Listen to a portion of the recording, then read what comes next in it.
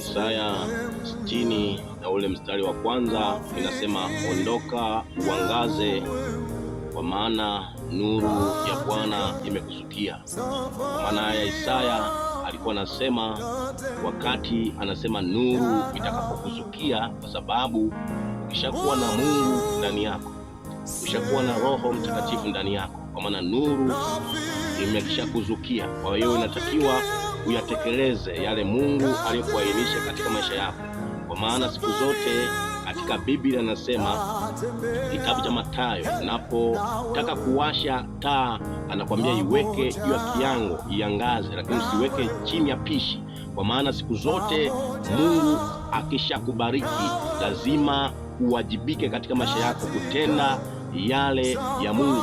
Imani yako iambatane na matendo yako, ndipo utakapoona Mungu. Kwa maana anasema imani bila matendo imekufa, kwa sababu wengi wanakuwa wanasema wana imani lakini hawaendi katika matendo.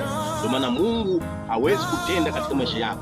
Kwa maana ukitaka muone Mungu katika maisha yako, imani yako iambatane na matendo. Imani yako iuishe ndani ya Kristo Yesu. Mtegemee katika yale aliyoainisha. Ondoka uangaze. Kuwa na imani ya kutenda mambo. Anza kwa imani, ndipo Mungu atakapojifunua katika maisha yako. Kwa maana wengi baba zetu wa imani walianza kuwajibika katika matendo, ndiyo Mungu akatenda katika maisha yao, akaonekania katika maisha yao. Kwa maana ukimsoma baba yetu wa imani ambaye ni Yakobo, alitoka katika kwa baba yake Yakobo, akaenda kwa mjomba wake ambaye ni Labani. Unaona matendo ya imani yaliambatana, akaenda kuwa mchunga kondoo, lakini unaona Mungu akamzidisha katikati ya mataifa na makabila, kwa sababu imani yake iliambatana na matendo. Alichukua hatua ya kuanza maisha mapya, ndio Mungu akasimama na yeye katika maisha yake. Kwa hiyo wana wa Mungu, tukitaka tubarikiwe katika maisha ya kawaida na katika maisha ya Mungu, tuwe ni watu wa kuthubutu kuanza.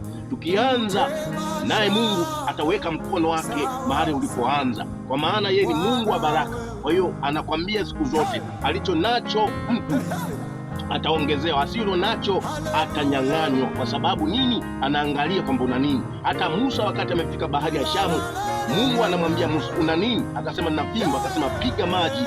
Imani ikambatana na matendo. Kwa hiyo wana wa Mungu, tudumishe sana ushirika kumpenda huyu Mungu. Tutamwona Mungu katika maisha yetu akitupigania. Ni katika jina la Yesu Kristo, amen.